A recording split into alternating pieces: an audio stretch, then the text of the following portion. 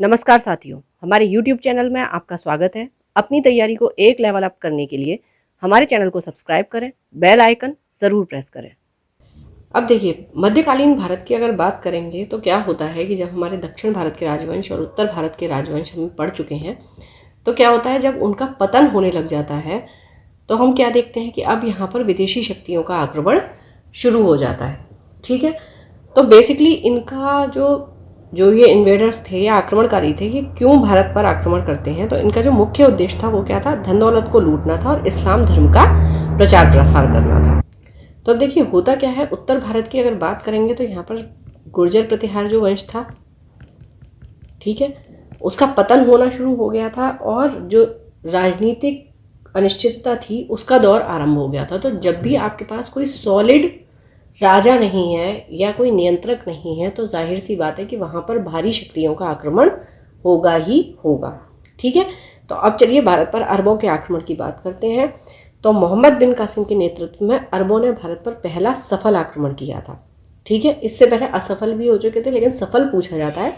तो सिंध पर आक्रमण हुआ आपका 712 ईस्वी में, और ये जो आक्रमण था इस समय सिंध पर जो राजा था वो दाहिर था। ठीक है, और ये आक्रमण किया था आपका मोहम्मद बिन कासिम ने। चलिए इसके बाद देखिए बात करते हैं महमूद गजनवी की। 932 ईस्वी में अलप्तगीन नामक एक तुर्क सरदार जो था वो गजनी साम्राज्य की उसने स्थापना की और उसकी राजधानी जो थी वो गजनी थी। अब क्या होता है, अलप्तगीन की मृत्यु होती है और उसके कुछ समय तक गजनी में पिरीतिगीन ने शासन किया। इसी के शासनकाल में क्या होता है, 972 से 77 ईस्वी में सर्वप्रथम भारत पर आक्रमण किया जाता है। ठीक है, प्रथम तुर्क आक्रमण के समय में पंजाब में जो शाही वंश था उसका शासक कौन था, जयपाल। ठीक, अब अलप्तगीन का जो गुलाम और दामाद सुबुक्तगीन था वो क्या करता है कि गजनी की गद्दी पर बैठता है।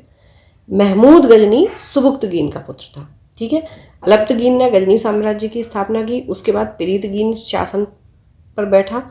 उसके बाद क्या होता है, अलप्तगीन का गुलाम और दामाद भी होता है सुबुक्तगीन और इसका बेटा होता है महमूद गजनवी, जो कि क्या करता है, भारत पर आक्रमण करता है।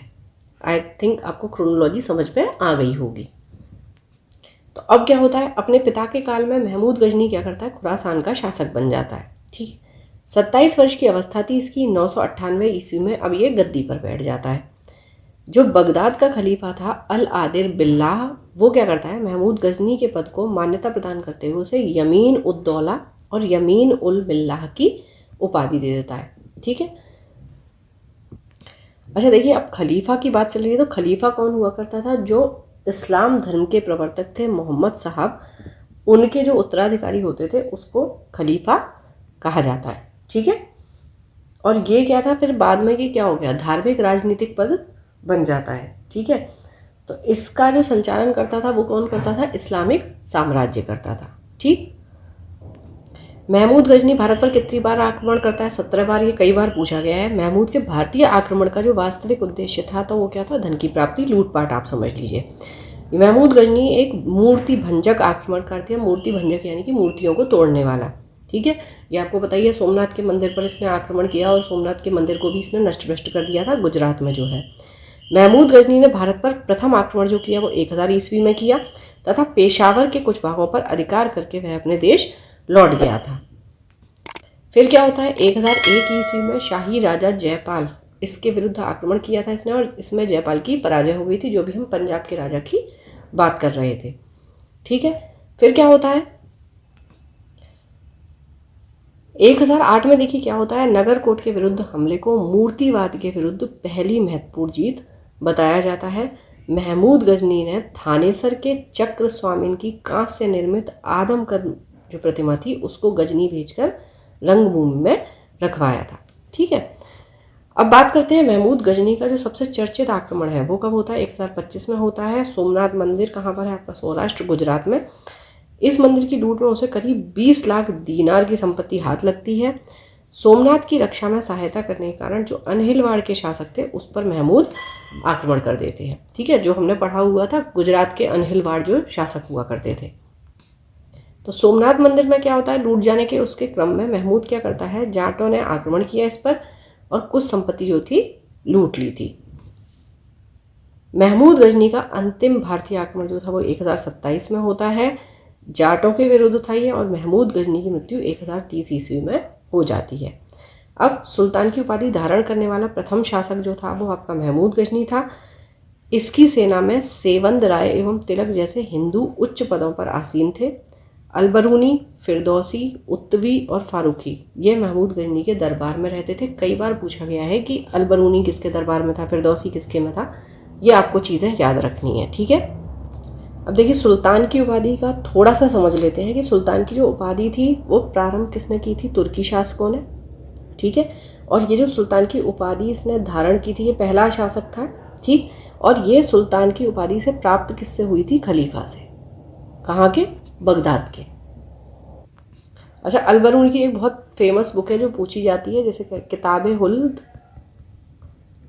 किताबुल हिंद, ठीक है, या फिर इसे हम तहकीक हिंद के नाम से भी जानते हैं। अब बात करते हैं मोहम्मद गौरी की। तो गौर जो था वो महमूद गजनी के अधीन एक छोटा सा राज्य था। होता क्या है, 1173 ईस्वी में शहाबुद्दीन मोहम्मद गौरी ये गौर का शासक बनता है। भारत पर ये पहला आक्रमण करता है 1175 में, और ये किसके विरुद्ध किया जाता है, मुल्तान के विरुद्ध। मोहम्मद गौरी का दूसरा आक्रमण होता है 1178 में, और ये पाटन गुजरात पर होता है, ठीक है। उस समय क्या होता है, यहाँ का जो राजा था वो भीम द्वितीय था, और ये गौरी को बुरी तरह से परास्त कर देता है। अब मोहम्मद गौरी जो है, जो प्रमुख युद्ध इसके द्वारा लड़े जाते हैं वो आपके कौन कौन से होते हैं, देखिए तराइन का प्रथम युद्ध होता है, द्वितीय युद्ध होता है, जी हमने चौहान वंश में भी पढ़ा था 1191 में और 92। ये गौरी और पृथ्वीराज चौहान के बीच में दोनों युद्ध होते हैं। पहले में चौहान विजयी और दूसरे में मोहम्मद गौरी विजयी। फिर चंदावर का युद्ध होता है 1194 में, और ये होता है गौरी और जयचंद के बीच। जयचंद कौन थे, पृथ्वीराज चौहान के ससुर, ठीक है। और इसमें भी गौरी विजयी होता है और जयचंद की मृत्यु हो जाती है। और तराइन के प्रथम युद्ध में पृथ्वीराज चौहान का जो सेनापति था उसका नाम था स्कंद, ठीक है। अब मोहम्मद गौरी भारत के विजित प्रदेशों पर शासन का भार क्या करता है, अपने गुलाम सेनापतियों को सौंप के गजनी वापस लौट जाता है। मोहम्मद गौरी की हत्या जो थी वो 12 मार्च 1206 ईस्वी को कर दी गई थी। इसकी कहानी हमें पता है। चलिए अब हम बात करते हैं, देखिए दिल्ली सल्तनत की। तो एक छोटी सी ट्रिक से हम इसके वंश और संस्थापक समझ लेंगे, जो कई बार एग्जाम में पूछे जाते हैं। तो जो आपकी ट्रिक है वो है गुड़ खा तसलों में, ठीक है। अब सबसे पहले आपका गुलाम वंश आता है, फिर खिलजी वंश आता है, तुगलक वंश आता है, सैयद वंश आता है और लोधी वंश आता है। और इनके जो संस्थापक हैं, कुमारी जरीना गौरी ने गिलास में खीर बनाई, ठीक है। अब क्या होता है, देखिए गुलाम वंश, तो कुमारी से आपको कुतुबुद्दीन ऐबक याद आ जाएगा। खा से खिलजी वंश, तो ज से जलालुद्दीन फिरोज खिलजी, खिलजी वंश का संस्थापक। त से आपको तसले, त से तुगलक वंश याद आ जाएगा, तो गिलास से आपको गयासुद्दीन तुगलक याद आ जाएगा। स से आपका सैयद वंश हो गया, तो खीर में खिज्र खां हो गया। और लो में आपका लोधी वंश हो जाता है, और बनाई से आपका बहलोल लोधी हो जाता है। तो इस ट्रिक से आप ये याद रख सकते हैं, इजी है। बाकी आपको जो भी तरीका कन्वीनियंट लगे आप उससे याद रख लें, मैंने बस एक छोटी सी कोशिश की है। और इसी तरीके का पूरा फैक्चुअल वीडियो देखने के लिए आप ज्ञानास्त्र सीरीज़ एक प्लेलिस्ट बनी हुई है, उसमें आपके ancient, medieval, modern history, geography, economy, environment ये सारी पड़ी हुई हैं, जो कि आप एग्ज़ाम टाइम में क्विक रिवीजन के लिए देख सकते हैं। चलिए तो अब सल्तनत काल को शुरू करते हैं। सबसे पहले बात करते हैं हम गुलाम वंश की, ठीक है। गुड़ और वहाँ कुमारी, तो कुतुबुद्दीन ऐबक जो है वो उसका संस्थापक हो गया, ठीक है। अब होता क्या है, 1206 में इसकी स्थापना होती है, और ये कौन था, महमद गौरी का गुलाम था। गुलामों को फारसी में बंदगा कहा जाता था तथा इन्हें सैनिक सेवा के लिए खरीदा जाता था। अब कुतुबुद्दीन ऐबक जो था इसने अपना राज्याभिषेक कब कराया, 24 जून 1206 को किया था, ठीक। राजधानी इसने क्या बनाई थी, लाहौर। कुतुब मीनार की जो नींव थी वो कुतुबुद्दीन ऐबक ने डाली थी। दिल्ली का कुव्वत उल इस्लाम मस्जिद और अजमेर का जो 2.5 दिन का झोपड़ा नामक मस्जिद का निर्माण था वो ऐबक ने ही कराया था। इसे लाख बख्श कहा जाता था, यानी कि लाखों का दान देने वाला। इसके समय में ही कुतुब मीनार की केवल पहली मंजिल बन सकी थी। इल्तुतमिश ने इसे 225 फीट ऊंची 4 मंजिल का बना दिया। उसके बाद क्या होता है, फिरोज शाह तुगलक के समय में बिजली गिरने के कारण इसकी चौथी मंजिल नष्ट हो जाती है, जिसके कारण फिरोज शाह तुगलक इसमें 2 छोटी मंजिलें बनवाकर इसमें 5 मंजिल हो जाती हैं और फिर इसकी ऊंचाई 9 फीट बढ़कर 234 फीट हो जाती है। ठीक है। अब जो प्राचीन नालंदा विश्वविद्यालय था उसको ध्वस्त करने वाला ऐबक का सहायक जो था सेना नायक वो बख्तियार खिलजी था। ठीक है, ये भी ऐबक के समय में ही हुई चीज़। 1210 में चौगान यानी कि जिसे हम पोलो कहते हैं उसको खेलते समय घोड़े से गिरकर इसकी मृत्यु हो जाती है और इसे लाहौर में दफनाया जाता है। ऐबक का जो उत्तराधिकारी हुआ वो आराम शाह हुआ। इसने 8 महीनों तक शासन किया। आराम शाह की हत्या इल्तुतमिश ने कर दी और फिर ये दिल्ली की गद्दी पर बैठ जाता है। अब इल्तुतमिश कौन था आपका? तुर्किस्तान का ये इल्बरी तुर्क था जो ऐबक का गुलाम एवं दामाद था। ऐबक की मृत्यु के समय ये बदायूं का गवर्नर था। ये क्वेश्चन भी आपसे पूछा गया है। तो इल्तुतमिश के बारे में आगे पढ़ने से पहले थोड़ा सा मंगोलों के बारे में जान लेते हैं। मंगोल जो थे वो क्या होता था, चीन के उत्तर में जो गोबी डेजर्ट है, गोबी का रेगिस्तान, वहाँ के निवासी थे। इनका क्या था, घूमने फिरने वाली अर्ध सभ्य जाति थी और इनका मुख्य पेशा जो था घोड़ों और अन्य पशुओं का पालन पोषण करना था। बहुत गंदे ये रहते थे और सभी प्रकार का मांस ये खाते थे। इनमें स्त्री विषयक नैतिकता का सर्वथा अभाव था, यद्यपि माँ का सम्मान करते थे। ठीक है। ये विभिन्न कबीलों में बटे हुए थे। उन्हीं कबीलों में से एक तेमुचिन उर्फ चंगेज खां का जन्म होता है कब? 1163 ईस्वी में। और इसे चेंगिज द ग्रेट यानी कि महान चंगेज और श्रापित द एकर्स्ड दोनों पुकारा गया है और इसके पिता का नाम था येसुगाई बहादुर। ठीक है। चलिए, तो अब इल्तुतमिश की देखिए बात करेंगे तो इसके महत्वपूर्ण क्या क्या कार्य थे। इसने कुतुब मीनार के निर्माण को पूर्ण करवाया था। ठीक है। फिरोज शाह तुगलक के टाइम में उसने रेनोवेट करवाया जो टूट फूट हो गई थी। सबसे पहले इसने क्या किया, शुद्ध अरबी सिक्के जारी किए थे। चांदी का टंका और तांबे का जीतल इल्तुतमिश ने जारी किया। ठीक है, ये कई बार पूछा गया है। एकता प्रणाली इसने चलाई। चलिए, अच्छा अब देखिए एकता प्रणाली क्या है। एकता प्रणाली में क्या होता था, देखिए दिल्ली सल्तनत के टाइम में यानी कि इल्तुतमिश ने ही शुरू की थी।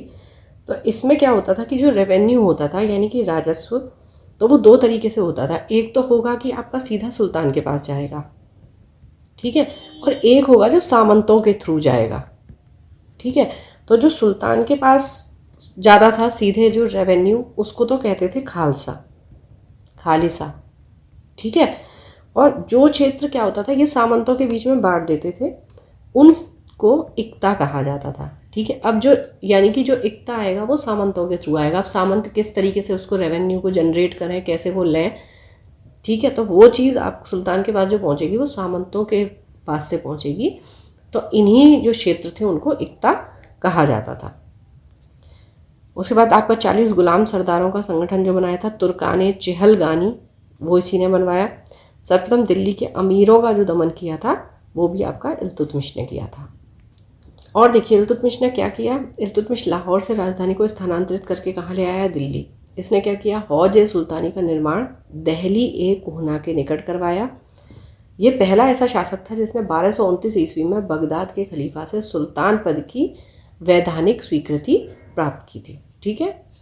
इल्तुतमिश की मृत्यु कब हुई, 1236 ईस्वी में हो जाती है। चंगेज खां से बचने के लिए ख्वारिज्म के सम्राट जलालुद्दीन को इल्तुतमिश ने अपने यहाँ शरण नहीं दी थी। ठीक है। इल्तुतमिश के बाद उसका पुत्र रुकनुद्दीन फिरोज गद्दी पर बैठता है। यह एक अयोग्य शासक निकलता है और इसके अल्पकालीन शासन पर ही उसकी माँ जो थी वो शाह तुर्कान छाई रहती है। अब देखिए क्या हो रहा है कि जो बेटा है वो तो अच्छे से शासन कर नहीं पा रहा है और माँ जो है उसका जो प्रभाव है वो अवांछित है। तो ठीक है, अब जो तुर्की अमीर हैं वो क्या करते हैं, रुकनुद्दीन को हटा देते हैं और रज़िया सुल्तान को गद्दी पर बिठा देते हैं। इस प्रकार क्या होता है, रज़िया बेगम प्रथम मुस्लिम महिला थी जिसने शासन की बागडोर संभाली। रज़िया ने क्या करा, पर्दा प्रथा को हटाया और पुरुषों की तरह चोगा जो था और कुलाह पहनकर राज दरबार में खुले मुंह से जाने लगी। अब क्या होता है, रज़िया ने मलिक जमालुद्दीन याकूत को अमीर ए अखूर, ठीक है, अमीर ए अखूर का मतलब क्या होगा, घोड़े का सरदार। ये टर्मिनोलॉजी बहुत इंपॉर्टेंट है, इसको नियुक्त कर दिया। गैर तुर्कों को सामंत बनाने के रज़िया के प्रयासों से तुर्की अमीर जो थे वो विरुद्ध हो गए। ठीक है। उनका मकसद क्या था, अब जो तुर्की हैं उनका मकसद क्या है कि भाई आप तुर्कियों को ही सामंत बनाइए। अब ये क्या था कि जब गैर तुर्कों को बनाने लगी तो वो उसके अपोज में हो गए, जबकि उन्होंने ही उसे वहाँ का सुल्तान बनाया था। तो ये क्या करते हैं, उसे बंदी बनाकर दिल्ली की गद्दी पर किसको बिठा देते हैं, मुइजुद्दीन बहराम शाह को। उसके बाद क्या होता है, अब रज़िया की शादी हो जाती है अल्तुनिया के साथ। अब शादी करने के बाद रज़िया क्या करती है, पुनः गद्दी प्राप्त करने का प्रयास करती है, लेकिन असफल रहती है। फिर क्या होता है कि क्योंकि ये प्रयास कर रही थी, इसकी हत्या कर दी जाती है 13 अक्टूबर 1240 को डाकुओं के द्वारा कैथल के पास कर देते हैं। ठीक है, अब क्या होता है, बहराम शाह को बंदी बना दिया जाता है, उसकी हत्या भी हो जाती है 12 मई 1242, जिसको रज़िया को हटाकर बनाया गया था सुल्तान। इसके बाद जो होता है वो सुल्तान कौन बनता है आपका, अलाउद्दीन महसूद शाह। फिर क्या होता है, अब बलबन आ जाता है। ठीक है, बलबन क्या करता है, षड्यंत्र के द्वारा 1246 में अब मसूद शाह को भी सुल्तान के पद से हटा देता है और नासरुद्दीन महमूद को सुल्तान बना दिया जाता है। ठीक है, अब नासरुद्दीन महमूद कौन सा सुल्तान था, जो टोपी सीकर अपना जीवन निर्वाह करता था। ठीक है, तो अब क्या होता है, बलबन क्या करता है, अपनी पुत्री का जो विवाह था वो नासरुद्दीन महमूद के साथ कर देता है। अब बलबन का वास्तविक नाम देखिए क्या था, बहाउद्दीन। ये कई बार पूछा गया है, आप याद रखें। तो ये क्या था, इल्तुतमिश का गुलाम था और तुर्कान ए चहलगानी जो था उसका विनाश जो बलबन ने किया था, जो कि 40 लोगों का दल इल्तुतमिश ने बनाया था। बलबन 1286 ईस्वी में क्या करता है, गयासुद्दीन बलबन के नाम से अब क्या करता है, दिल्ली की गद्दी पर बैठ जाता है। ठीक है, ठीक है, ये याद रखें। इसका नाम जो पहला था वो क्या था, बहाउद्दीन। अब बलबन ने देखिए सीरी नामक नया नगर बसाया। राज दरबार में इसने सिजदा एवं पैबोस प्रथा की शुरुआत की कि आप सुल्तान के सामने आ रहे हैं तो सिजदा करें झुककर। ठीक है, इसने फारसी रीति रिवाज पर आधारित नवरोज़, ठीक है, इस उत्सव को मनाया है, जो कि फारसी साल का पहला दिन होता है। ठीक है, अपने विरोधियों के प्रति बलबन ने कठोर लौह एवं रक्त की नीति का पालन किया। ठीक है, देखिए लौ और रक्त से आपको समझ में आ रहा होगा, लौ का मतलब हो गया तलवार, रक्त का मतलब हो गया खून बहाना। ठीक है, यानी जो भी आपके दुश्मन है आप निर्ममता से खून बहाएं, बिल्कुल मतलब निर्दयी होके। ठीक है, उसके बाद क्या होता है, नासरुद्दीन महमूद ने बलबन को उलूग खां की उपाधि प्रदान कर दी। बलबन आखेट अभियान यानी कि शिकार, इसके बहाने अपनी सेना को लंबी दूरी तक कवायद कराकर दुरुस्त रखता था कि चलिए शिकार खेलने चल रहे हैं, और फिर ये इस तरीके से उनकी चुस्ती दुरुस्ती बढ़ाता था। बलबन के दरबार में फारसी के प्रसिद्ध कवि अमीर खुसरो एवं अमीर हसन रहते थे, और गुलाम वंश का अंतिम शासक जो था वो था शमसुद्दीन कैमुर्स। तो पहले और आखिरी शासक हमें पता होने चाहिए, और बीच में जो इम्पोर्टेंट काम कर रहे हैं। चलिए अब देखिए बात करते हैं खिलजी वंश की। खिलजी वंश की आप बात करेंगे तो आपका गुड़ खा हो गया और वहाँ कुमारी जरीना हो गई। ठीक है, तो क्या होता है, 1290 से 1320 तक ये शासन रहता है। गुलाम वंश के शासन को समाप्त कर 13 जून 1290 इसमें जलालुद्दीन फिरोज खिलजी वंश की स्थापना करता है। कोई भी जब वंश होगा वो कमज़ोर पड़ेगा तो उसको क्या होगा, दूसरे शासक जो होंगे वो उसको ओवरटेक कर लेंगे। ठीक है, तो अब क्या किया इसने, किलोखरी को अपनी राजधानी बनाया। तो जलालुद्दीन जो था जिसने खिलजी वंश की स्थापना की, इसकी हत्या क्या होता है, इसका भतीजा और दामाद होता है अलाउद्दीन खिलजी, कड़ा मानिकपुर यानी कि प्रयाग यानी कि इलाहाबाद में वो कर देता है। ठीक है, 22 अक्टूबर 1296 को अलाउद्दीन अब क्या होता है, दिल्ली का सुल्तान बन जाता है। इसके बचपन का नाम था अली और गुरशास्प। ठीक है, अब हम अलाउद्दीन की बात करेंगे, उससे पहले हम बात कर लेते हैं अमीर खुसरो की। अमीर खुसरो का मूल नाम था मोहम्मद हसन। इसका जन्म होता है आपका पटियाला पश्चिमी उत्तर प्रदेश में बदायूं के पास। 1252 में होता है। खुसरो जो था वो प्रसिद्ध सूफी संत शेख निज़ामुद्दीन औलिया का शिष्य था। ये बलबन से लेकर मोहम्मद तुगलक तक दिल्ली के सुल्तानों के दरबार में रहे। इन्हें तोतिया हिंद यानी कि भारत का तोता के नाम से जाना जाता है। और सितार और तबला, ठीक है, इनके आविष्कार का श्रेय जो जाता है वो अमीर खुसरो को ही दिया जाता है। ये क्वेश्चन मल्टीपल टाइम आपसे पूछा गया है। चलिए अब अलाउद्दीन ने देखिए क्या क्या कार्य किए। उसने क्या किया, सेना को नकद वेतन देना शुरू कर दिया, स्थायी सेना रखनी शुरू कर दी। दिल्ली के शासकों में अलाउद्दीन खिलजी के पास सबसे विशाल स्थायी सेना थी। ठीक है, इसने क्या किया, घोड़ा दागना शुरू कर दिए, सैनिकों का हुलिया लिखने की प्रथा शुरू कर दी, ठीक है, जिससे कि कोई भी सेना में ना घुस सके, ठीक है।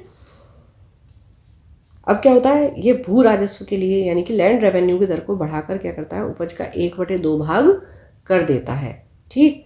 जो अभी तक आपका चल रहा था 1/6, कहीं 1/10 था, 1/4 था, ठीक, ये क्या करता है 1/2 कर देता है।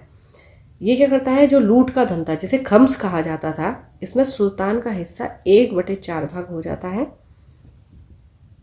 1/4 भाग जो हुआ करता था उसके स्थान पर ये क्या करता है, ये 3/4 कर देता है, मतलब ठीक है, उसको 3 गुना कर देता है। और इसे देखिए बहुत ज़्यादा निर्दयी माना जाता है। ये क्या करता है, व्यापारियों में बेईमानी को रोकने के लिए क्या करता है, जो कम तौलने वाले थे उस व्यक्ति के शरीर से मांस काट लाने का आदेश देता है कि ठीक है, अगर इसने कम तोला तो आप क्या करो, इसके मांस को काट कर ले आओ। तो इससे क्या होता है, ये मूल्य नियंत्रण प्रणाली को दृढ़ता से लागू करता है, ठीक है। दक्षिण भारत की विजय के लिए अलाउद्दीन ने मलिक काफूर को भेजा था, ठीक है। जमैयत खाना मस्जिद, अलाई दरवाज़ा, सीरी का किला और 1000 खंबा महल, इन सब का निर्माण अलाउद्दीन ने करवाया। अलाई दरवाज़ा को हम इस्लामी वास्तुकला का रत्न मानते हैं या कहा जाता है। दैवी अधिकार के सिद्धांत को अलाउद्दीन ने चलाया। सिकंदर ए सानी की उपाधि से स्वयं को इसने विभूषित किया, ठीक है। अब देखिए, जो इसने बाजार प्रणाली चलाई थी उसके लिए इसने जो पद नियम वो रखे वो कौन कौन से थे, तो एक था आपका दीवाने रियासत, ये व्यापारियों पर नियंत्रण रखता था और बाजार नियंत्रण की पूरी व्यवस्था का संचालन करता था, ठीक है। शहनाई मंडी, प्रत्येक बाजार का जो अधीक्षक होता था उसको शहनाई मंडी कहते थे। फिर आपका वरीद आ जाता है, बाजार के अंदर घूमकर ये बाजार का निरीक्षण करता था कि कहीं कुछ घोलपोल तो नहीं चल रही। उसके बाद आपका मुनहियान और गुप्तचर जो होते थे, तो गुप्तचर आपको नाम से ही समझ में आ रहा है, ये गुप्त सूचनाएं प्राप्त करता था। तो गुप्तचर तो देखिए समझ में आ जाएगा, पर मुनहियान आपको याद रखना है। चलिए आगे क्या होता है, ये मलिक याकूब को क्या नियुक्त कर देता है, दीवाने रियासत। इसके द्वारा नियुक्त परवाना नवीस नामक अधिकारी वस्तुओं का परमिट जारी करता था, ठीक है। शहनाई मंडी क्या होता था, यहाँ खाद्यान्नों की बिक्री हेतु लाया जाता था। सराय अदल, यहाँ वस्त्र, शक्कर, जड़ी बूटी, मेवा, दीपक, तेल और अन्य निर्मित वस्तुएं बिकने के लिए जाती थी। तो शराय मंडी और सराय अदल दोनों आपको याद रखना है। अलाउद्दीन खिलजी की आर्थिक नीति की व्यापक जानकारी जियाउद्दीन बर्नी की कृति है तारीख फिरोज शाही, इससे मिलती है, ठीक है। तो ये आप याद रखें, तारीख फिरोज शाही में अलाउद्दीन खिलजी की आर्थिक नीति है। ये चीज़ें बहुत कंफ्यूज कर देती हैं, ठीक है। खजाइनुल फतूह अमीर खुसरो, रहला इब्न बतूता, फतुहस्सलातीन इमामी की इनकी कृति है, ठीक है। तो अमीर खुसरो ने क्या लिख दिया आपका, खजाइनुल फतूह, इब्न बतूता ने लिख दिया रहला, ठीक है। इसामी का हो गया फतुहस्सलातीन। अब देखिए, मूल्य नियंत्रण को सफल बनाने के लिए इसने क्या किया, मुहत्सिब यानी कि सेंसर और नाजिर यानी कि नाप तौल के अधिकारी की महत्वपूर्ण भूमिका थी, ठीक है। राजस्व सुधारों के अंतर्गत क्या इसने क्या किया, सर्वप्रथम मिल्क, इनाम और वक्फ के अंतर्गत जो भी ये भूमि देता था उसको वापस लिया और उसको क्या किया, खालसा भूमि में बदल दिया, जिसकी अभी हमने बात की थी। खालसा भूमि कौन सी होती थी, जो सीधे सीधे सुल्तान को रेवेन्यू देती थी। तो अलाउद्दीन खिलजी के द्वारा लगाए जाने वाले जो 2 नवीन कर थे वो क्या थे, चराई कर हो गया, ये दुधारू पशुओं पर लगाया जाता था, ठीक है। और दूसरा हो गया आपका गढ़ी कर, ठीक है, ये आपको घरों एवं झोंपड़ियों पर लगाया जाता था। मतलब घर, झोंपड़ी, पशु, इसने कुछ नहीं छोड़ा, इसने सब पर लेकर, मतलब जैसे भी पैसा आ रहा है बस धन आना चाहिए। अलाउद्दीन खिलजी के शासनकाल में 1297 से लेकर 1306 ईस्वी तक मंगोलों के 6 आक्रमण होते हैं, ठीक है। पहला हुआ कादर खां के नेतृत्व में, दूसरा होता है सल्दी के नेतृत्व में, तीसरा होता है कुतलुग ख्वाजा के नेतृत्व में, चौथा हुआ तारगी के नेतृत्व में, पांचवां होता है अली बेग और तारताक के नेतृत्व में, और छठवां होता है कबक एवं इकबाल मंद के नेतृत्व में, ठीक है। कादर, सल्दी, कुतलुग खां, तारगी, अली बेग, तारताक और कबक एवं इकबाल मंद। अलाउद्दीन खिलजी की मृत्यु हो जाती है 5 जनवरी 1316 को। फिर कुतुबुद्दीन मुबारक खिलजी 1316 में दिल्ली के सिंहासन पर बैठता है। इसे नग्न स्त्री पुरुष की संगत पसंद थी। अब इनकी खासियत की बात करेंगे तो ये क्या करते थे, कभी कभी राज दरबार में ये स्त्रियों के वस्त्र पहनकर आ जाते थे।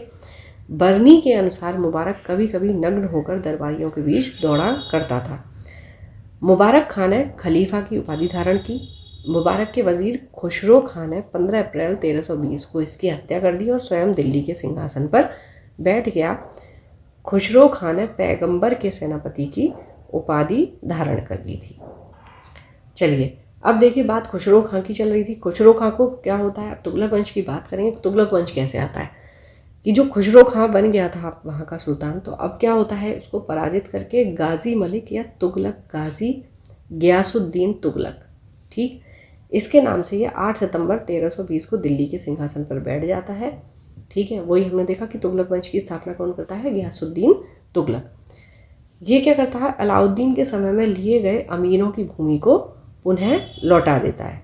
ठीक, और ये क्या करता है, देखिए, सिंचाई के लिए कुएं और नहरों का निर्माण कराता है। संभवतः नहरों का निर्माण कराने वाला गयासुद्दीन जो था वो प्रथम शासक था, मतलब इसके समय में ये काम ज़्यादा हुआ है।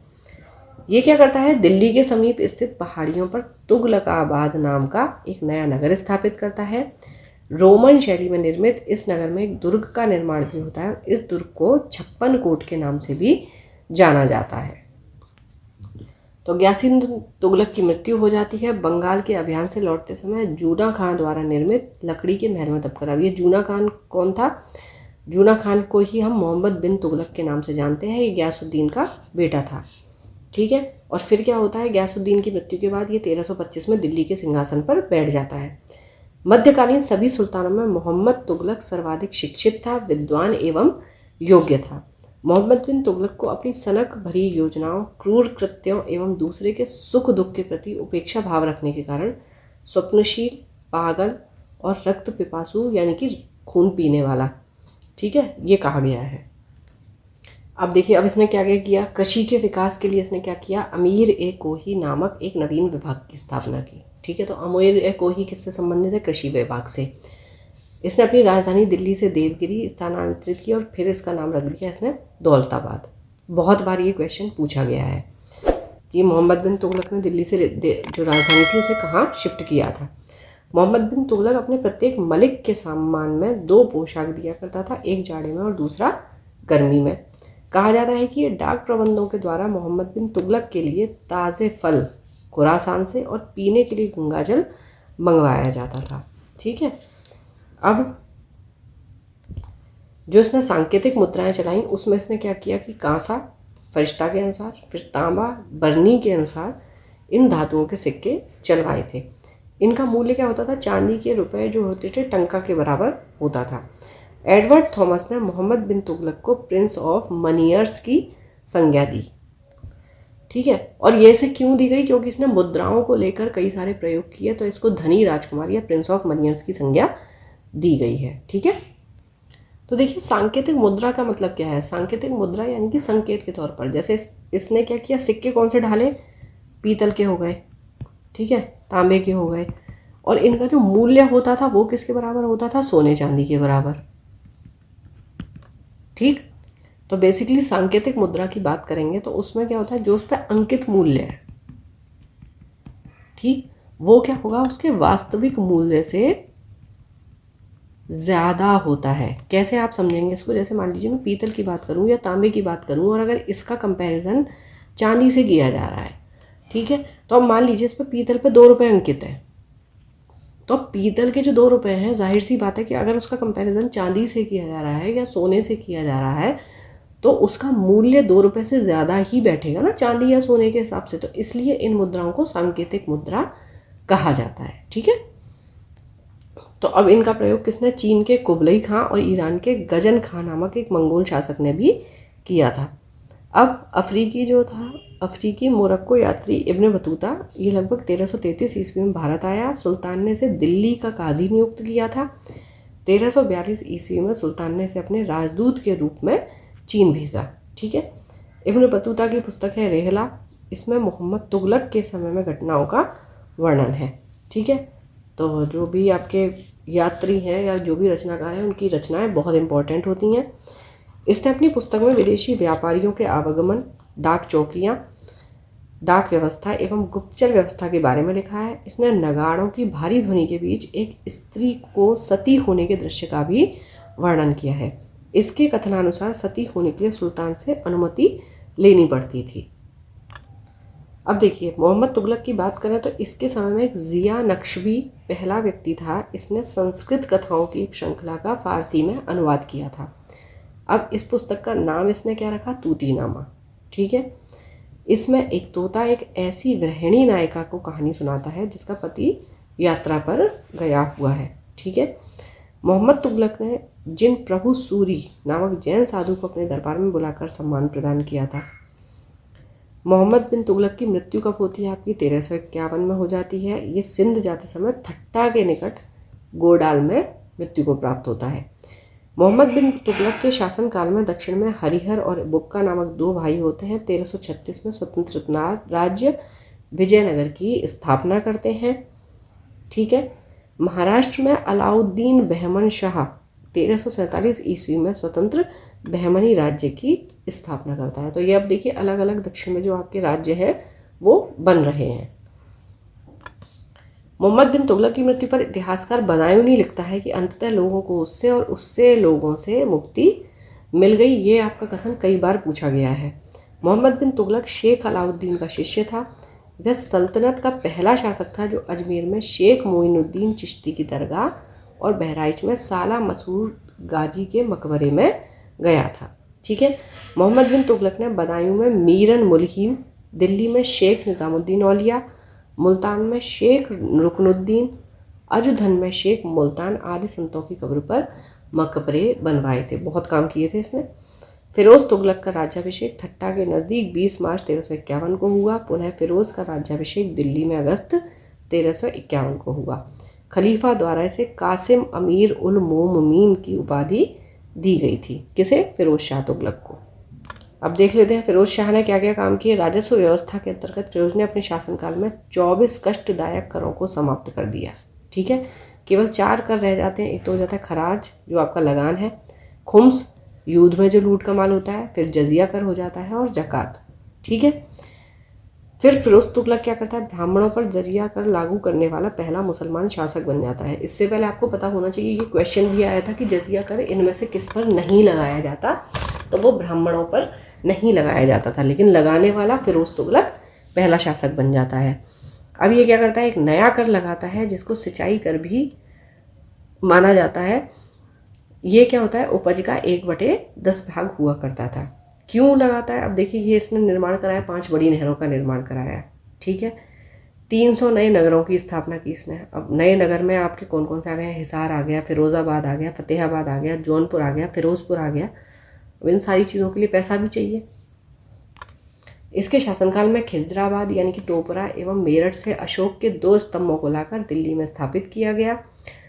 फिरोज तुगलक ने अनाथ मुस्लिम महिलाओं, विधवाओं एवं लड़कियों की सहायता के लिए एक नए विभाग दीवान ए खैरात की स्थापना की। सल्तनतकालीन सुल्तानों के शासनकाल में सबसे अधिक दासों की संख्या 1,80,000 ये फिरोज तुगलक के समय में ही थी। अगर स्थायी सेना की बात करेंगे तो हम अलाउद्दीन खिलजी के टाइम में थी, लेकिन दासों की अगर आप बात करोगे तो ये फिरोज तुगलक के समय में थी। दासों की देखभाल के लिए फिरोज ने एक नए विभाग की स्थापना की। इसका नाम था दीवान ए बंदगान। इसने सैन्य पदों को क्या किया? वंशानुगत कर दिया था, यानी कि अब बेटा है, फिर उसका बेटा, फिर उसका बेटा, इस तरीके से आप सैन्य विभाग में आते जाएंगे। चलिए, इसकी आत्मकथा जो है वो है फतूहात फिरोजशाही। आत्मकथा का मतलब है जो खुद ने लिखी हुई हो। ठीक है। ऑटोबायोग्राफी। जियाउद्दीन बन्नी और शम्स शिराज अफीफ को अपना इसने संरक्षण प्रदान किया। इसने ज्वालामुखी मंदिर के पुस्तकालय से लूटे गए 1300 ग्रंथों में से कुछ फारसी विद्वान अपाउद्दीन द्वारा दलायते फिरोजशाही के नाम से अनुवाद करवाए। इसने चांदी एवं तांबे के मिश्रण से निर्मित सिक्के भारी संख्या में जारी करवाए, जिससे अद्धा एवं विख कहा जाता था। ठीक है। फिरोज तुगलक की मृत्यु होती है आपकी सितंबर 1388 में। फिरोज काल में निर्मित खान ए जहां तेलंगानी के मकबरे की तुलना जो है वो जेरूसलम में निर्मित उमर के मस्जिद से की जाती है। और ये उमर की मस्जिद जो है वो खलीफा उमर की स्मृति में बनाई गई है। 1193 में बनाई गई है। ठीक है। सुल्तान फिरोज तुगलक ने दिल्ली में कोटला फिरोज शाह दुर्ग, जो अब स्टेडियम के नाम से जाना जाता है, ठीक है, और अब इसका नाम क्या हो गया, अरुण जेटली क्रिकेट स्टेडियम। तुगलक वंश का अंतिम शासक जो था आपका नासिरुद्दीन महमूद तुगलक था। इसका शासन दिल्ली से पालम तक ही रह गया, ठीक है, मतलब यानी ये उतना अच्छा शासक नहीं रहा। उसके बाद तैमूर लंग ने सुल्तान नासिरुद्दीन महमूद तुगलक के समय 1398 ईस्वी में दिल्ली पर आक्रमण किया। नासिरुद्दीन के समय में ही मलिक कुशर्शक की उपाधि धारण कर एक हिजड़ा मलिक सरवर ने जौनपुर में एक स्वतंत्र राज्य की स्थापना कर दी। अब बात करते हैं इसके बाद सैयद वंश आता है आपका 1414 से लेकर 1491 तक। सैयद वंश का संस्थापक आपका खिज्र खां था। इसने क्या किया, सुल्तान की उपाधि न धारण कर इसने अपने को रैयत ए आला की उपाधि से ही खुश रखा, ठीक है। खिज्र खां जो था वो तैमूर लंग का सेनापति था। अभी हमने देखा कि तैमूर ने जो है आक्रमण कर दिया है। भारत से लौटते समय तैमूर लंग ने क्या किया, खिज्र खां को मुल्तान, लाहौर और दीपालपुर का शासक नियुक्त कर दिया। अब क्या हुआ, ये नियमित रूप से तैमूर के पुत्र शाहरुख को कर भेजता रहता था। फिर क्या होता है, खिज्र खां की मृत्यु हो जाती है 20 मई 1421 को। इसका पुत्र जो था मुबारक खां, तो ये मुबारक शाह की उपाधि ले लेता है। याहिया बिन अहमद सरहिंदी को मुबारक शाह का संरक्षण प्राप्त होता है और याहिया बिन अहमद सरहिंदी की पुस्तक होती है तारीख़ मुबारक शाही, और इसमें ये सैयद वंश के बारे में बताता है।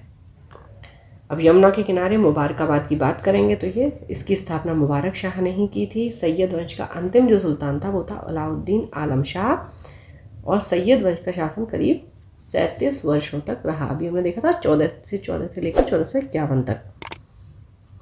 अब क्या होता है, फिर लोधी वंश आ जाता है 1451 से लेकर 1526। संस्थापक इसका होता है बहलोल लोधी। 19 अप्रैल 1451 को बहलोल शाह गाजी की ये उपाधि धारण करता है और दिल्ली के सिंहासन पर बैठ जाता है, ठीक है। प्रथम अफगान राज्य की स्थापना का श्रेय जो है दिल्ली में वो बहलोल लोधी को ही दिया जाता है। अभी तक आपके तुर्क आ रहे हैं, मुस्लिम आ रहे हैं, ठीक है, अब ये अफगान हो गया। बहलोल लोधी ने बहलोल सिक्के का प्रचलन करा। अपने सरदारों को ये मकसद ए अली कहकर पुकारता था, ठीक है। और ये क्या होता था, ये इसके जब सरदार खड़े रहते तो ये स्वयं भी खड़ा रहता था। बहलोल लोधी का पुत्र निज़ाम खां 17 जुलाई सुल्तान सिकंदर शाह की उपाधि धारण करता है और दिल्ली के सिंहासन पर बैठ जाता है। 1504 में क्या होता है, सिकंदर लोधी आगरा शहर की स्थापना करता है। भूमि गज के लिए मापन के प्रमाणिक पैमान गजे सिकंदरी का प्रचलन सिकंदर लोधी ही करता है।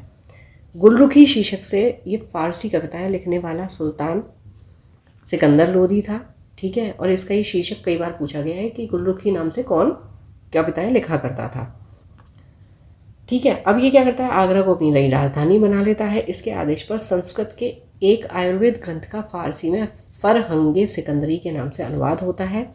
नगरकोट के ज्वालामुखी मंदिर की मूर्ति को तोड़कर उसके टुकड़ों को ये कसाईयों को मांस तौलने के लिए, ठीक है, मांस तौलने के लिए देता है। ये क्या करता है, मुसलमानों को ताजिया निकालने एवं मुसलमान स्त्रियों को पीरों तथा संतों के मज़ार पर जाने में प्रतिबंध लगा देता है। अच्छा देखिए, ताज़िया क्या होता है। ताज़िया क्या है कि जो सुन्नी लोग होते हैं, आपको ये पता है मुस्लिम में शिया और सुन्नी 2 भागों में बटे हुए हैं, ठीक है। तो ये लोग जो होते हैं तो ये हज़रत इमाम हुसैन, ठीक है, इनकी कब्र के रूप में क्या करते हैं कि बांस की कमचियों पर रंग बिरंगे कागज़ लगाते हैं, पन्नियाँ लगाते हैं, ये सब चिपका कर इसको एक मकबरे का आकार दे देते हैं, ठीक है। और मुहर्रम के दिन ये क्या करते हैं, इसको लेकर जुलूस निकालते हैं, मतलब एक कब्र के प्रतीक के रूप में बनाते हैं और जुलूस निकालते हैं, ठीक है। और उसके बाद इसको ले जाकर ये दफनाते हैं, ये प्रॉपर उसको कब्र की तरीके से बनाते हैं। इस चीज़ को क्या किया था, इसने बंद कर दिया था, ठीक है। फिर क्या होता है, देखिए, गले की बीमारी के कारण सिकंदर लोधी की मृत्यु 21 नवंबर 1517 को हो जाती है और इसका पुत्र इब्राहिम शाह जो था वो आगरा के सिंहासन पर बैठ जाता है। दिल्ली के सुल्तानों में सिकंदर लोधी प्रथम सुल्तान था जो हिंदुओं के त्योहारों को मुख्यतः होली में भाग लेता था, ठीक है। अभी तक आपने इससे पहले नहीं सुना होगा। दिल्ली की मौठ मस्जिद सिकंदर लोधी के प्रधानमंत्री वजीर मियाँ भोइया ने 1505 में बनवाई थी। 21 अप्रैल 1526 ईस्वी को पानीपत के प्रथम युद्ध में इब्राहिम लोदी जो था वो बाबर से हार जाता है और इस युद्ध में वह मारा जाता है। बाबर को भारत पर आक्रमण करने के लिए निमंत्रण जो दिया था वो पंजाब के शासक दौलत खां लोदी ने और इब्राहिम लोदी के चाचा आलम खां ने दिया था। और ये भी आपसे कई बार पूछा गया है क्वेश्चन। ठीक, तो यहाँ से क्या होता है कि अब आपका जो सल्तनत काल था वो समाप्त हो जाता है। इसके बाद आपका मुगल काल जो है वो शुरू होगा। चलिए, तो अब बात करते हैं सल्तनत कालीन शासन व्यवस्था की। ठीक है, अब देखिए इसमें होता क्या था। जो केंद्रीय प्रशासन होता था उसका मुखिया हो गया सुल्तान। इसमें से बलबन और अलाउद्दीन के समय अमीर जो थे वो प्रभावहीन थे। ठीक है, अमीर जो पद होते थे वो प्रभावहीन हो गए। अमीरों का महत्व चरमोत्कर्ष पर कब था? जब लोदी वंश रहा। ठीक है, यहीं से आपके देखिए क्वेश्चंस बनते हैं इन्हीं पॉइंट से। सल्तनत काल में मंत्री परिषद को मजलिस ए खलवत कहा जाता था। ठीक है, मंत्री परिषद क्या हो गई? मजलिस ए खलवत। मजलिस ए खास में मजलिस ए खलवत की बैठक होती थी। बैठक कहाँ हो रही है आपकी? मजलिस ए खास में। बार ए खास क्या हो गया? इसमें सुल्तान सभी दरबारियों, खानों, अमीरों, मालिकों और अन्य रईसों को बुलाता था। बार ए आज़म क्या हो गया? सुल्तान राजकीय कार्यों का अधिकांश भाग पूरा करता था बार ए आज़म में। चलिए, अब देखिए मंत्री कौन से होते थे और उनसे संबंधित विभाग क्या होते थे। वजीर आपका सीधे सीधे प्रधानमंत्री हो गया। जो राजस्व विभाग है वो उसका प्रमुख हो जाता है। मुशरिफ ए मुमालिक यानी कि महालेखाकार, प्रांतों एवं अन्य विभागों से प्राप्त आय एवं व्यय का जो लेखा जोखा रखेगा वो लेखाकार हो गया। इसे मुशरिफ ए मुमालिक कहा जाता था। मजमुआदर, उधार दिए गए धन का हिसाब जो रखेगा वो मजमुआदर हो गया। खजीन हो गया आपका कोषाध्यक्ष।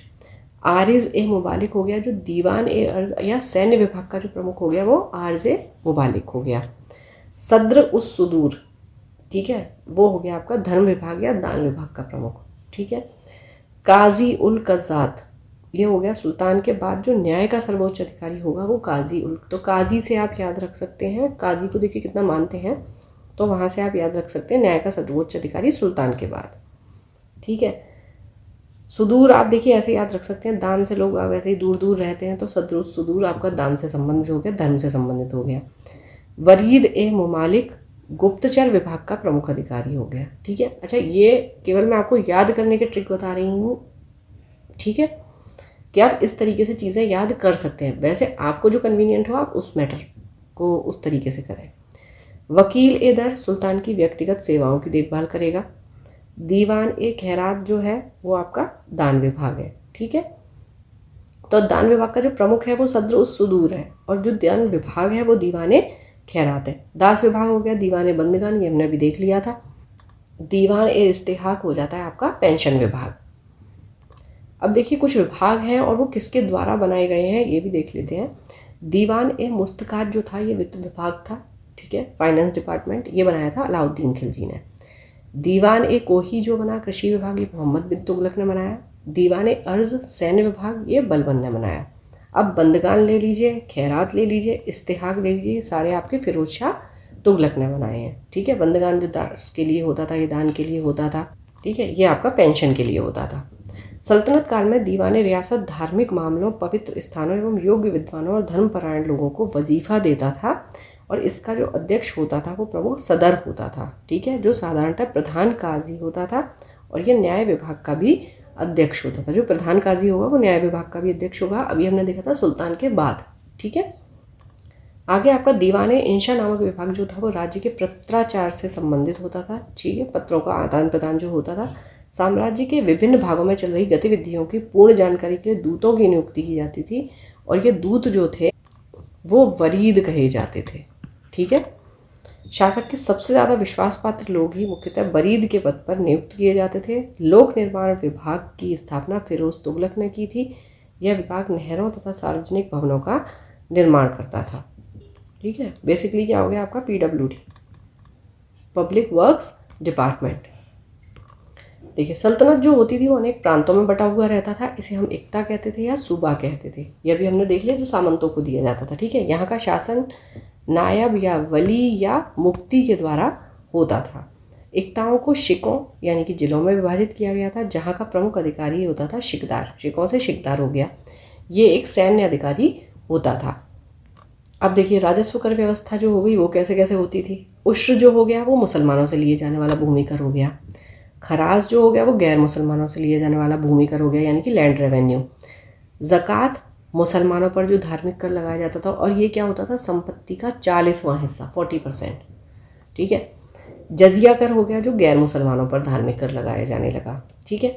अब खम्स क्या हो गया, लूटे हुए धन, खान, भूमि में गड़े हुए खजानों, इनसे प्राप्त संपत्ति का 1/5 भाग जो था वो खम्स था।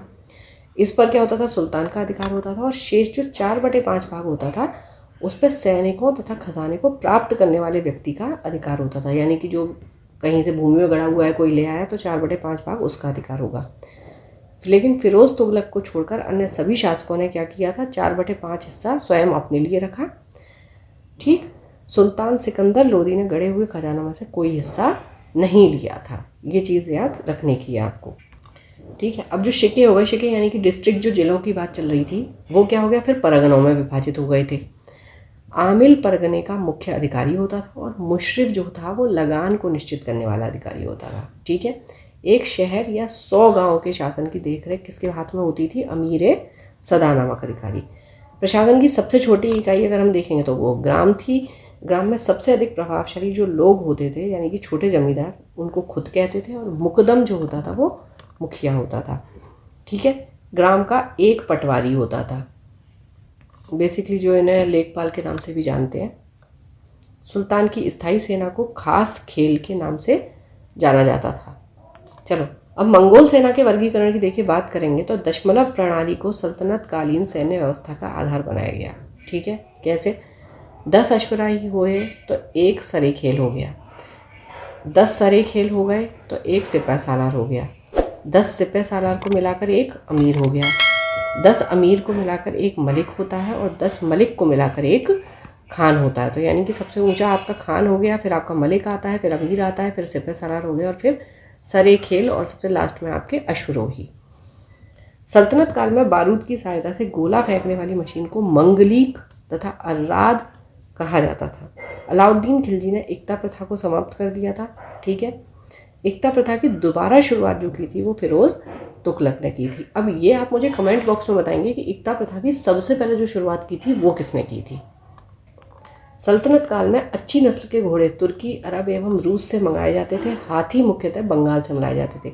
देखिए आपको ये चीज़ भी ध्यान रखने की, क्योंकि जब तुर्कों का आक्रमण हुआ था उनका बेसिकली था क्या, निर्ममता फैलाने के लिए, इस्लाम का प्रचार करने और लूटपाट करने के लिए। तो उनके घोड़े इतनी अच्छी नस्ल के होते थे कि वो उन्होंने लूटपाट किया, उन्होंने देखा कि अगर सेना आ रही है वो तुरंत अपनी सेना को पीछे ले लेते थे। ठीक है। सल्तनत कालीन जो कानून होता था वो शरीयत, कुरान एवं हदीस पर आधारित होता था। मुस्लिम कानून के 4 महत्वपूर्ण स्रोत थे, एक तो कुरान होता था, हदीस होता था, इजमा होता था, और कयास होता था। तो अब ये देखिए इनके अलग अलग वैधानिक स्रोत हैं कि किसी में आपका संपत्ति का बंटवारा है, कुरान में आपको सब कुछ दिया ही हुआ है। ठीक है। सुल्तान सप्ताह में 2 बार दरबार न्याय करने के लिए उपस्थित होता था। सल्तनत काल में लगान निर्धारित करने की मिश्रित प्रणाली को मुक्ताई कहा जाता था। भूमि की नाप जोख करने के बाद क्षेत्रफल के आधार पर लगान का निर्धारण कौन करता था, मसाहत कहलाता था। इसकी शुरुआत किसने की थी, अलाउद्दीन खिलजी ने। पूर्णतः केंद्र के नियंत्रण में रहने वाली भूमि को हम खालसा भूमि कहते थे। अलाउद्दीन ने दान दी गई अधिकांश भूमि को छीनकर खालसा भूमि को में परिवर्तित कर लिया था। ठीक है। सल्तनत कालीन मुद्रा व्यवस्था चांदी के टंके और तांबे के दिरहम पर आधारित थी। देवल जो था वो सल्तनत काल में अंतर्राष्ट्रीय बंदरगाह के रूप में प्रसिद्ध था। अभी अगर आप आधुनिक बात करेंगे तो जो आधुनिक पाकिस्तान में सिंध प्रांत की राजधानी है कराची, ठीक है, उसके पास में ये स्थित है। ठीक है। यानी आधुनिक पाकिस्तान में स्थित है ये देवल जो जगह है अभी। तो उस टाइम पर क्या होता था कि अरब जो था वहाँ पर जाने के लिए आपको एक माध्यम चाहिए, तो उसके लिए ये अंतर्राष्ट्रीय बंदरगाह के रूप में प्रसिद्ध था। अब देखिए कुछ स्थान हैं और वो क्यों प्रसिद्ध थे वो देख लेते हैं। सरस्वती जो था वो अच्छी किस्म के चावल के लिए प्रसिद्ध था। अनहिलवाड़ व्यापारियों का तीर्थ स्थल के रूप में। सतगांव रेशमी रजाइयों के लिए। आगरा नील उत्पादन के लिए। और बनारस जो था वो सोने चांदी और जड़ी के काम के लिए। चलिए अब दिल्ली सल्तनत से संबंधित कुछ क्वेश्चंस कर लेते हैं कि गजनी का वह प्रथम शासक कौन था जो खलीफाओं में सुल्तान की उपाधि धारण कर सुल्तान कहलाने वाला पहला शासक बना। ये था आपका महमूद गजनवी। महमूद गजनवी के सभी आक्रमणों में सर्वाधिक महत्वपूर्ण आक्रमण कौन सा था? ये सोमनाथ मंदिर पर किया था जो इसने 1025-26 में। महमूद गजनवी के भारत आक्रमण का उद्देश्य क्या था? ये मध्य एशिया में एक बड़े साम्राज्य की स्थापना के लिए धन प्राप्त करना था। बेसिकली जो भी आपके आक्रमणकारी रहे स्टार्टिंग में उनका क्या था कि लूटपाट करें और धन लेकर जाएं यहाँ से। महमूद गजनवी के भारत पर आक्रमण के समय भारत आए विद्वान अल बरून ने किस महत्वपूर्ण ग्रंथ की रचना की है? किताबुल हिंद, ठीक है, जिसे तहकीक हिंद भी के नाम से जानते हैं। दिल्ली सल्तनत का दरबारी भाषा थी फारसी। आगरा नगर की स्थापना किसके द्वारा की गई? सिकंदर लोदी, ठीक है। वह सुल्तान जो चौगान खेलते समय जिसकी मृत्यु हो गई आपका कुतुबुद्दीन ऐबक हो गया। कुव्वतुल इस्लाम मस्जिद का निर्माण किसके द्वारा किया गया? कुतुबुद्दीन ऐबक। तराइन की पहली लड़ाई 91 में किस किस के बीच हुई? मोहम्मद गौरी और पृथ्वीराज चौहान के बीच, और दूसरी भी इन्हीं दोनों के बीच में हुई थी। पहली में पृथ्वीराज चौहान की विजय, दूसरी में मोहम्मद गौरी की विजय। निम्नलिखित में से किस खिलजी शासक ने दिल्ली के राज सिंहासन पर बैठने के लिए अपने ससुर की हत्या कर दी थी? ये था आपका अलाउद्दीन खिलजी। रजिया सुल्तान किसकी बेटी थी? इल्तुतमिश की। मोहम्मद गौरी विजित प्रदेशों की देखभाल के लिए निम्नलिखित में से किस विश्वसनीय जनरल को छोड़कर गया था? तो ये कुतुबुद्दीन ऐबक को। और यहीं से गुलाम वंश आपका शुरू होता है। किसके शासनकाल में सबसे अधिक मंगोल आक्रमण हुए? ये अलाउद्दीन खिलजी के समय में हुए। तराइन के द्वितीय युद्ध में किसने किसको पराजित किया? मोहम्मद गौरी ने पृथ्वीराज चौहान को। 1192 में हुआ ये युद्ध। 1329 से 1330 के बीच किसने तांबे के सिक्के के रूप में प्रमाण स्वरूप मुद्रा, सांकेतिक मुद्रा यानी टोकन करेंसी प्रचलित की थी? मोहम्मद बिन तुगलक। दिल्ली के किस सुल्तान को इतिहासकारों ने विरोधों का मिश्रण कहा? तो ये आप मोहम्मद बिन तुगलक को कहा गया। लोधी वंश का अंतिम शासक कौन था? ये इब्राहिम लोधी था। इनाम भूमि किसे दिया जाता था? विद्वान और धार्मिक व्यक्ति को। उत्तरी भारत की प्रथम मुस्लिम महिला शासक रजिया सुल्तान। दिल्ली के प्रथम सुल्तान जिन्होंने दक्षिणी भारत को पराजित करने का प्रयास किया वो था अलाउद्दीन खिलजी। यात्री इब्न बतूता कहाँ से आया? मोरक्को। कई बार पूछा गया है, देखिए ये। भारत पर प्रथम तुर्क आक्रमण करने वाला था महमूद गजनवी।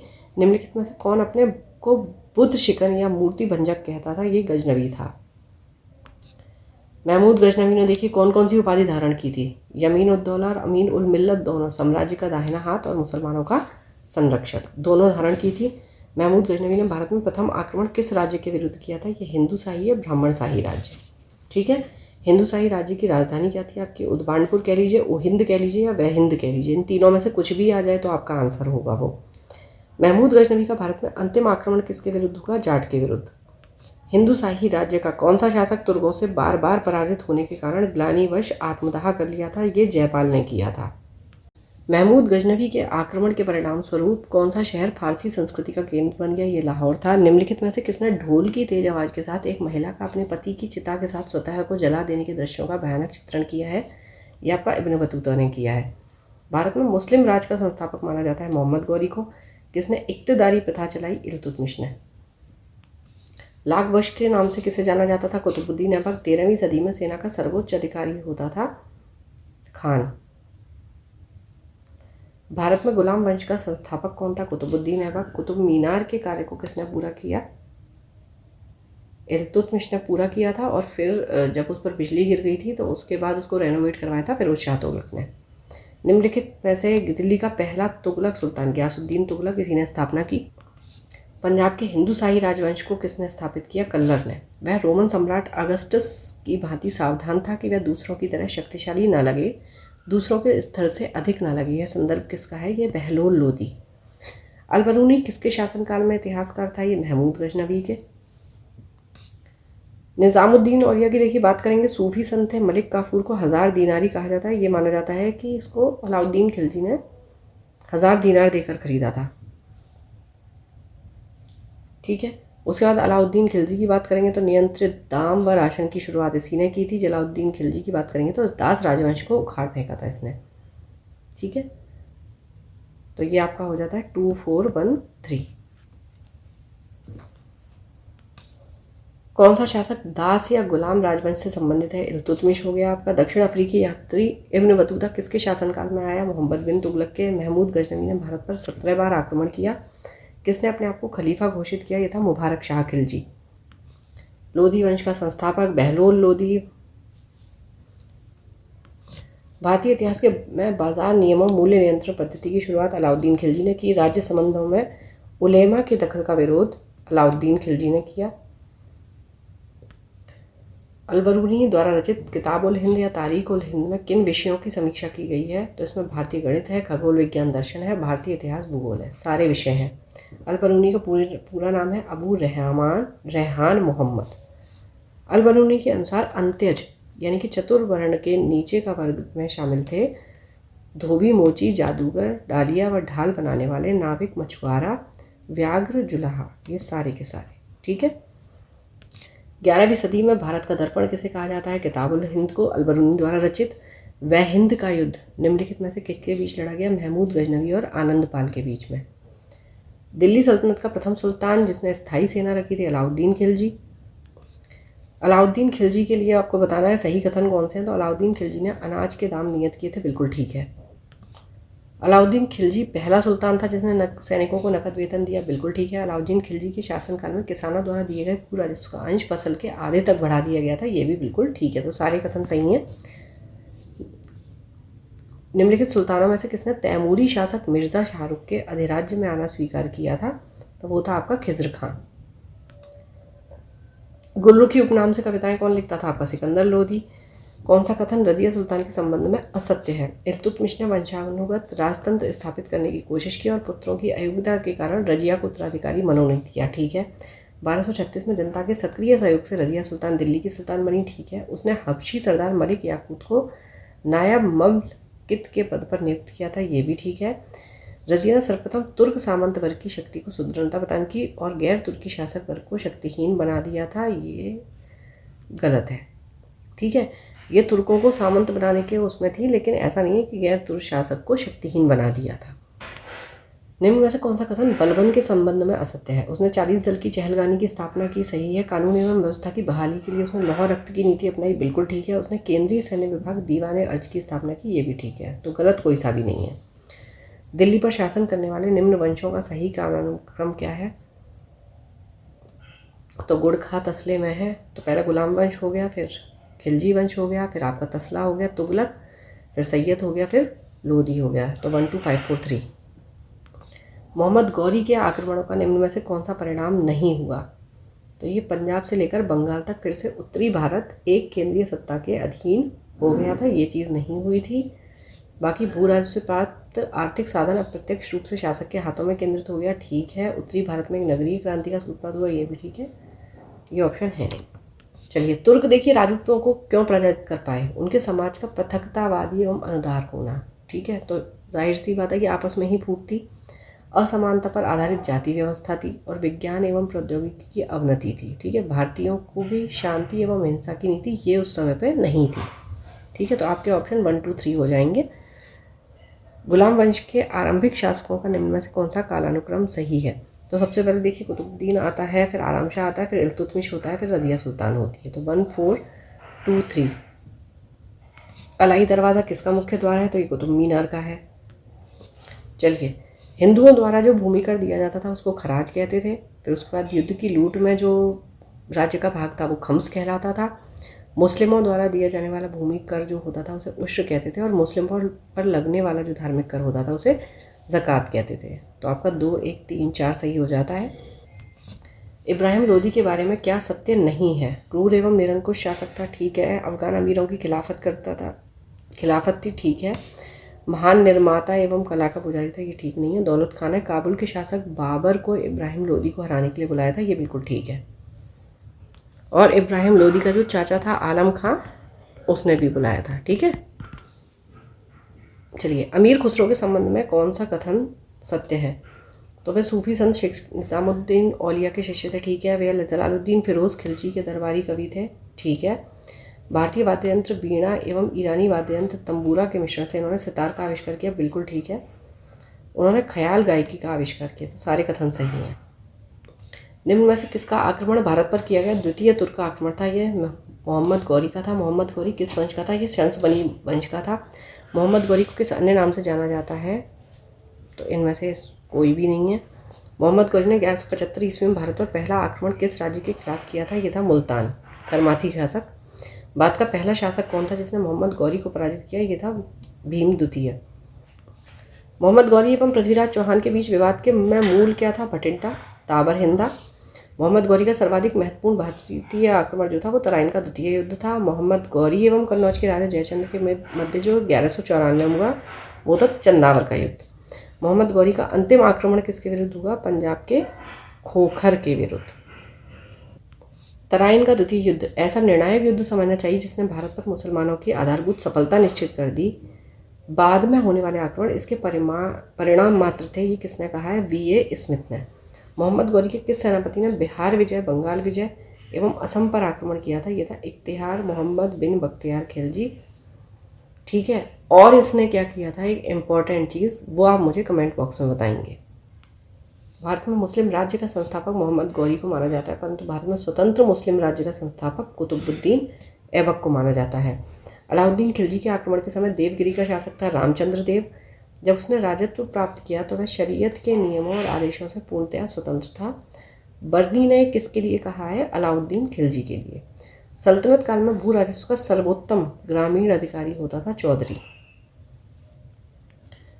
और देखिए, इसको मुकदमा या खत नाम से भी जाना जाता था। तो मुकदमा आ जाए, खत आ जाए या चौधरी आ जाए, ये तीनों एक ही की बात हो रही है। तैमूर के आक्रमण के बाद भारत में किस वंश का राज स्थापित हुआ? सैयद वंश हो गया। निम्नलिखित में से किस सुल्तान के दरबार में सबसे अधिक गुलाम थे? तो ये फिरोज तुगलक। ठीक है, स्थायी सेना जो थी वो अलाउद्दीन खिलजी की थी, गुलाम सबसे ज़्यादा फिरोज तुगलक के थे। निम्नलिखित में से किस सुल्तान ने बेरोजगारों को रोजगार दिया था? ये फिरोज तुगलक हो गया। किस सुल्तान ने फलों की गुणवत्ता सुधारने के लिए उपाय किए? फिरोज तुगलक ने किए। नालंदा विश्वविद्यालय के विनाश का कारण मुस्लिम। तबकात नासरी का लेखक हो गया मिनाज उस सिराज। अलाई दरवाज़ा का निर्माण अलाउद्दीन खिलजी ने करवाया। कुतुबुद्दीन ऐबक की राजधानी लाहौर। अलाउद्दीन खिलजी के प्रसिद्ध सेनापतियों में किसकी मंगोलों के विरुद्ध लड़ते हुए मृत्यु हुई थी? ये थी जफर खां की। निम्नलिखित में कौन भूमि उत्पाद पर लगने वाले करों को इंगित करता है? ठीक है, तो आपके भूमि उत्पाद पर कौन कौन से लगते थे? खराज लगता था, उसर लगता था और मुक्तई लगता था। खुम्स किस पर लगता था? ये आप मुझे कमेंट बॉक्स में बताएंगे, अभी मैंने बताया था। तुगलकनामा के रचनाकार कौन हो गए? अमीर खुसरो। भारत में मोहम्मद गौरी ने किसको प्रथम अक्ता प्रदान किया था? कुतुबुद्दीन ऐबक को।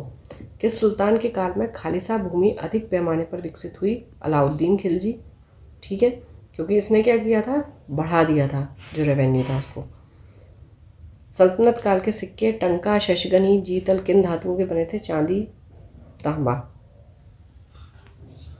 अमीर कोही जो कृषि विभाग था ये किस सुल्तान द्वारा शुरू किया गया था? मोहम्मद बिन तुगलक। अमीर खुसरो ने किसके विकास में अग्रगामी भूमिका निभाई? खड़ी बोली के।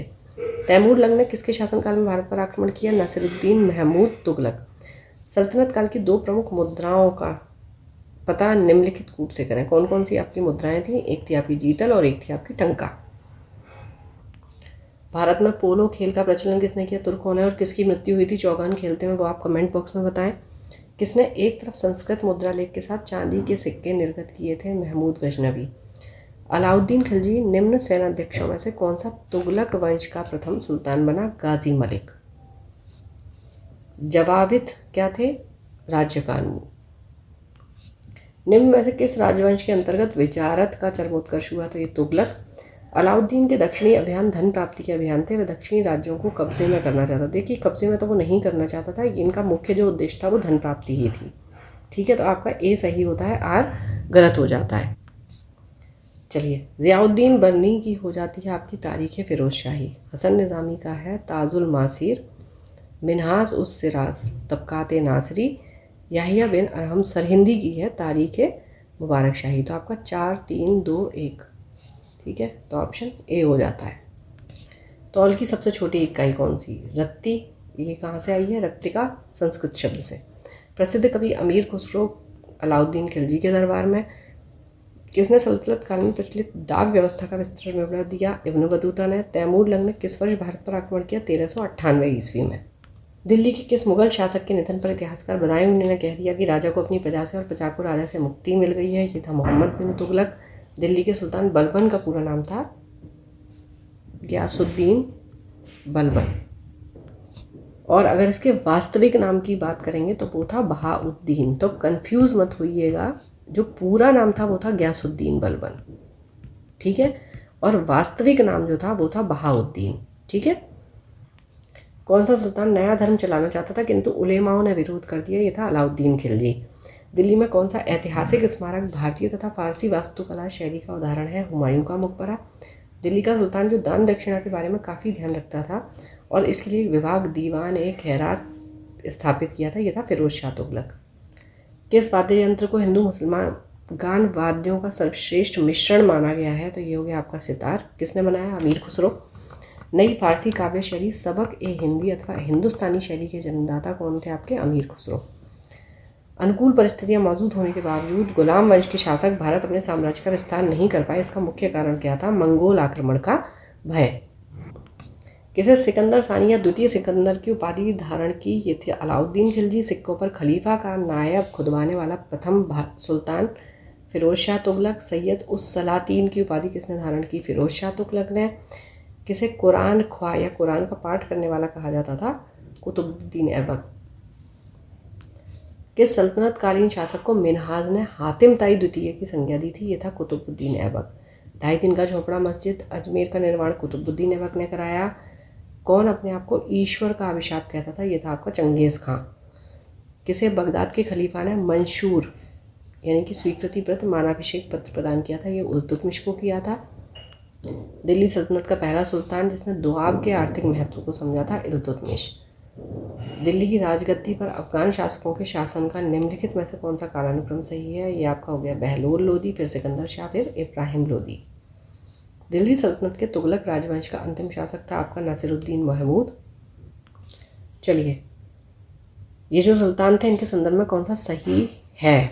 ठीक है, अलाउद्दीन खिलजी ने एक अलग विभाग दीवाने आरिस की स्थापना की। देखिए गलत हो जाता है, ये बलबन ने की थी, ठीक है। बलबन ने अपनी सेना के घोड़ों को दागने की पद्धति की, तो देखिए उल्टा कर दिया इन्होंने। घोड़े दागने की पद्धति अलाउद्दीन खिलजी की है और दीवाने आरिस जो है वो बलबन का है। महमूद बिन तुगलक के बाद दिल्ली की गद्दी पर उसके चाचा बैठे, देखो गलत हो जाता है, ठीक है। इसके बाद बनता है फिरोज शाह तुगलक। फिरोज तुगलक ने गुलामों का एक अलग विभाग बनाया, दीवाने बंदगान, ये सही है आपका। मोहम्मद बिन तुगलक दिल्ली छोड़ने के बाद 2 वर्ष तक स्वर्गद्वारी नामक शिविर में रहा। उस समय दिल्ली एक प्रकार के प्लेग से बर्बाद हो गई थी और बहुत से लोग मर गए थे, ठीक है। वही अपना पढ़ने का तरीका कि दिल्ली एक प्रकार के प्लेग से बर्बाद हो गई थी और बहुत से लोग मर गए थे, इसलिए मोहम्मद बिन तुगलक क्या करा? दिल्ली छोड़ के 2 वर्ष तक स्वर्गद्वारी नामक शिविर पर रहा। तो आपके असर्शन और रीजन दोनों सही हो जाते हैं यहाँ पे। चंगेज़ खां के अधीन मंगोलों ने किसके शासनकाल में भारत पर आक्रमण किया? इल्तुतमिश। निम्नलिखित युगों से कौन सा सही रूप से सुमेलित है? दीवान ए बंदगान तुगलक, ये ठीक है, फिरोज शाह तुगलक ने करा था, ठीक है। बाकी अगर आप देखेंगे तो दीवाने कोही आपका हो गया मोहम्मद तुगलक, दीवाने अर्ज हो गया आपका बलबन, मुस्तखराज हो गया अलाउद्दीन खिलजी, ठीक है। तो इसलिए बाकी के आपके सही रूप से सुमेलित नहीं है। सल्तनत काल में फवाजिल किसे कहते थे? इक्तेदारों द्वारा सरकारी खजाने में जमा की जाने वाली जो अधिशेष राशि होती थी उसको फवाजिल कहा जाता था, ठीक है। दिल्ली का सुल्तान जो भारत में नहरों के सबसे बड़े जाल का निर्माण करने के लिए प्रसिद्ध है वो है आपका फिरोज शाह तुगलक। प्रारंभ में भारत में तुर्की प्रशासन सैनिक प्रधान था। अग्रणी सैनिक नायकों के बीच देश को एकता के रूप में खंड विभाजित कर दिया गया था, ठीक है। तो क्या हो गया? इससे क्या हो गया? तुर्की प्रशासन जो था वो सैनिक प्रधान था, ठीक है। तो असर्शन और रीज़न आपके दोनों सही और सही व्याख्या है। अपनी शक्ति को समेकित करने के बाद बलबन ने भव्य उपाधि धारण की जिल्ले-ए-इलाही। निम्नलिखित में से किसने भारत का सबसे पुराना मकबरा नसीरुद्दीन महमूद का मकबरा सुल्तानगढ़ी दिल्ली का निर्माण करवाया? मकबरा निर्माण शैली का जन्मदाता होने का गौरव पाया? ये इल्तुतमिश है, ठीक है। और ये इल्तुतमिश का बेटा था, ये आपको याद रखना है। इल्तुतमिश द्वारा बनवाया गया तारकीन का दरवाज़ा जो कि अकबर के बुलंद दरवाजे का प्रेरणा स्रोत बना, ये स्थित कहाँ पर है? नागौर जोधपुर में, कई बार ये पूछा गया है।